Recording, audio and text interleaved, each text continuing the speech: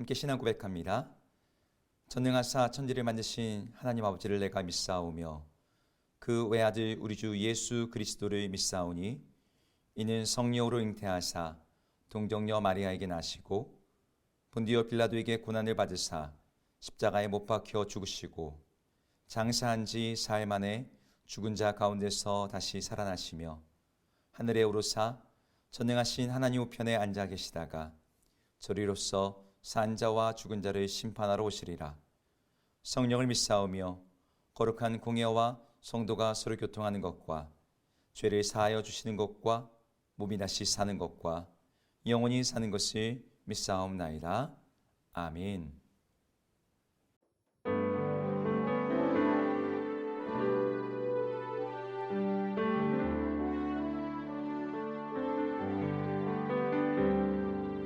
너 근심 걱정 말아라. 주 너를 지키리. 주 날개 밑에 거하라. 주 너를 지키리. 어려운 아침 그대에 주 너를 지키리. 위험한 일을 당할 때 주 너를 지키리. 주 너를 지키리. 아무 때나 어디서나 주 너를 지키리. 늘 지켜주시리. 못쓸 것 미리 아시고 주 너를 지키리. 구하는 것을 주시며 주 너를 지키리. 주 너를 지키리. 아무 때나 어디서나 주 너를 지키리. 늘 지켜주시리. 어려운 시험 당해도 주 너를 지키리. 구주의 품에 거하라. 주 너를 지키리. 주 너를 지키리. 아무 때나 어디서나 주 너를 지키리. 늘 지켜주시리.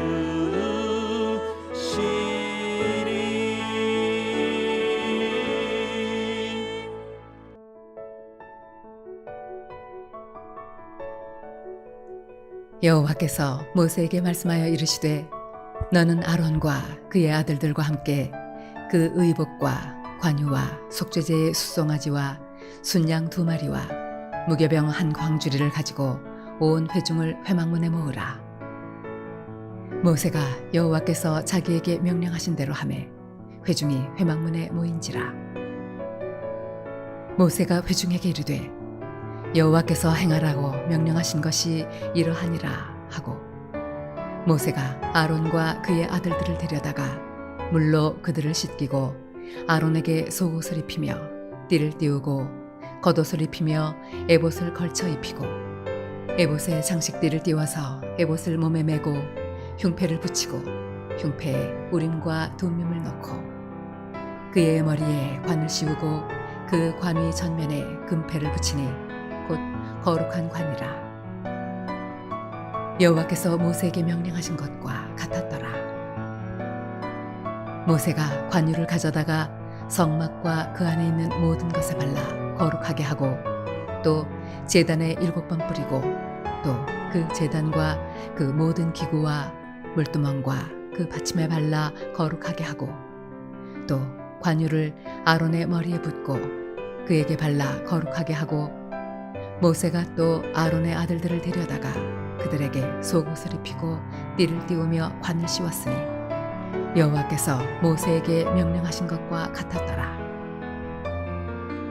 모세가 또 속죄제의 수송아지를 끌어오니 아론과 그의 아들들이 그 속죄제의 수송아지 머리에 안수하매 모세가 잡고 그 피를 가져다가 손가락으로 그 피를 제단의 네 귀퉁이 뿔에 발라 제단을 깨끗하게 하고 그 피는 제단 밑에 쏟아 제단을 속하여 거룩하게 하고 또 내장에 덮인 모든 기름과 간 꺼풀과 두 콩팥과 그 기름을 가져다가 모세가 제단 위에 불사르고 그 수송아지 곧 그 가죽과 고기와 똥은 진영 밖에서 불살랐으니 여호와께서 모세에게 명령하심과 같았더라. 또 번제의 순양을 드릴새 아론과 그의 아들들이 그 순양의 머리에 안수하매 모세가 잡아 그 피를 제단 사방에 뿌리고 그 순양의 각을 뜨고 모세가 그 머리와 각든 것과 기름을 불사르고 물로 내장과 정강이들을 씻고 모세가 그 순양의 전부를 제단 위에서 불사르니 이는 향기로운 냄새를 위하여 드리는 번제로 여호와께 드리는 화제라. 여호와께서 모세에게 명령하심과 같았더라. 안녕하세요. 오늘도 말씀과 함께 하루를 시작하시는 여러분들을 축복합니다. 오늘은 제사장의 위임식을 다루고 있는 본문입니다.